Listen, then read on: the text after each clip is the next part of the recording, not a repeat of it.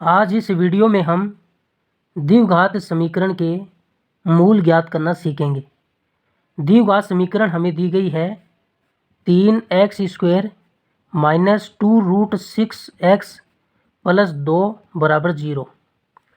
हम इसके मूल गुणनखंड विधि से निकालेंगे। इनके हमें गुणनखंड करने होंगे। गुणनखंड करने का तरीका है, पहली संख्या का तीसरी संख्या से गुणा कीजिए। यहाँ पर भी प्लस है और यहाँ पर भी प्लस है।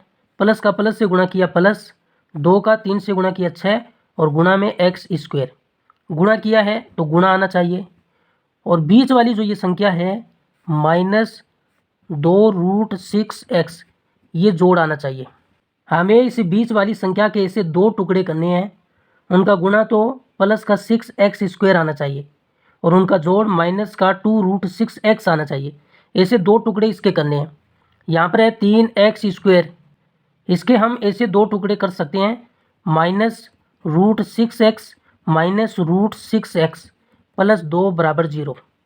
अब इनका गुणा कर लीजिए। माइनस का माइनस से गुणा किया प्लस, √6 का √6 के साथ गुणा किया 6, x का x के साथ गुणा किया x²। यही आ रहा है इनका गुणा। अब हम इनको जोड़ लेते हैं, इतना आना चाहिए। माइनस का 1√6x माइनस का 1√6x, तो जोड़ेंगे तो माइनस का 2√6x होगा। यही आ रहा है, तो ये टुकड़े सही है। यहाँ पर 3 को हम √3 गुणा √3 लिख सकते हैं। √3 का √3 से गुणा करेंगे तो 3 आएगा। गुणा में x², फिर माइनस, ये √6 है, इसको हम √3 गुणा √2 लिख सकते हैं।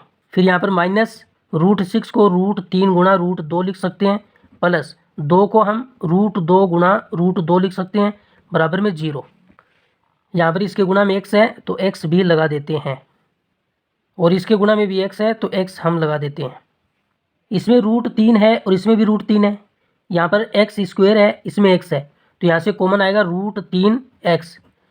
ये √3 बाहर आ गया तो ये √3 अंदर रहेगा। x² में से x बाहर आया है तो यहाँ पर x रहेगा। फिर माइनस √3 बाहर आ गया, x बाहर आ गया, यहाँ पर √2 रहेगा। फिर इन दोनों में से भी कॉमन लेते हैं। इसमें भी √2 है और इसमें भी √2 है, तो √2 कॉमन आएगा। यहाँ पर माइनस है तो माइनस भी बाहर ले लेते हैं, √2। ये माइनस बाहर आ गया तो यहाँ पर प्लस रहेगा, और ये √2 बाहर आ गया तो यहाँ पर √3 रहेगा। यहाँ पर प्लस है लेकिन माइनस हमने कॉमन ले ली तो यहाँ पर माइनस रहेगा। √2 बाहर आ गया तो यहाँ पर √2 रहेगा, बराबर 0। अब देखो, ये वाली संख्या और ये वाली संख्या सेम है। गुणनखंड में ये सेम होती है, तो ए गुणनखंड तो यही होगा, √3x माइनस √2। और दूसरा गुणनखंड होगा ये वाला √3x, ये माइनस √2 और बराबर में 0। तो ये दोनों 0 के बराबर हो जाएंगे। पहला है √3x माइनस √2, ये भी 0 के बराबर होगा। ये दूसरा √3x माइनस √2, ये भी 0 के बराबर होगा।